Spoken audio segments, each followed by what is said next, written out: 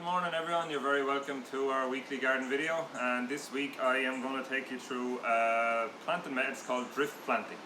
So basically the idea behind drift planting is you plant in big groups of plants.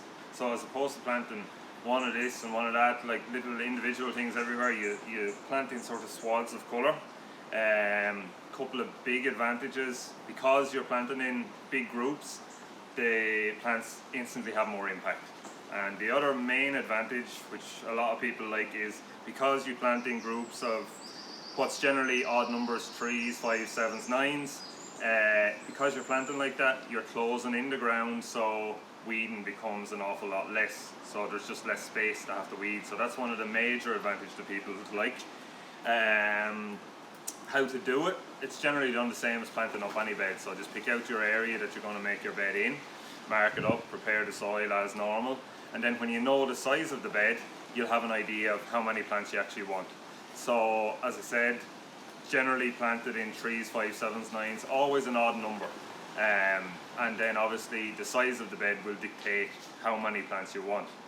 How to group the plants? So I would generally say go with a colour team. Now you can go with, say, shrubs, perennials, ground cover plants. It's a method that works really well with all those groups of plants.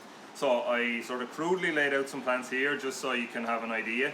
So like say these ones here are perennials, and these ones would actually work in a colour team. You've got the purple of the salvia and the geranium roseanne, so they would work really well together.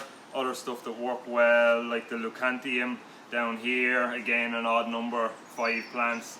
But it does work with shrubs and ground cover plants. So as you can see here, I've got some rock roses grouped together.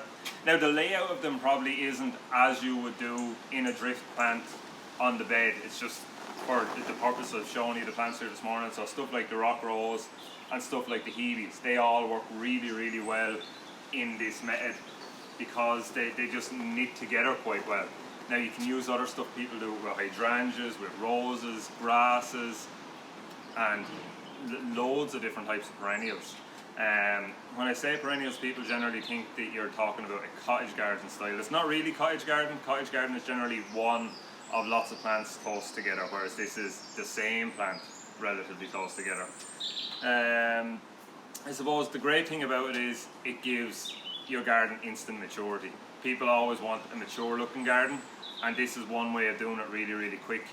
And I suppose the last thing I would say is, if you have an existing bed or border and you think, well, it's too late for that now, it's not really, because often you'll have plants in that bed or border that either aren't performing or they maybe have died over the years, so you can take them out during the winter, move them somewhere else, and then you can start to create your drift within an existing bed.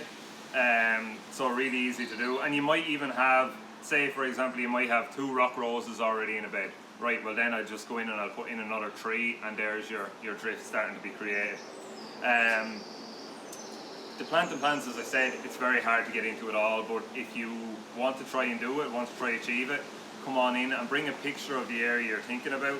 We can go through the best way to do it, the best plants to use, and generally the best way to think about it is, when do you want that area looking well, or when are you going to be in that area, and that's how we'll decide what plants to put in. So I hope it was of some help, and if you have any questions, as I said, drop in, and I'll see you next week. Take care.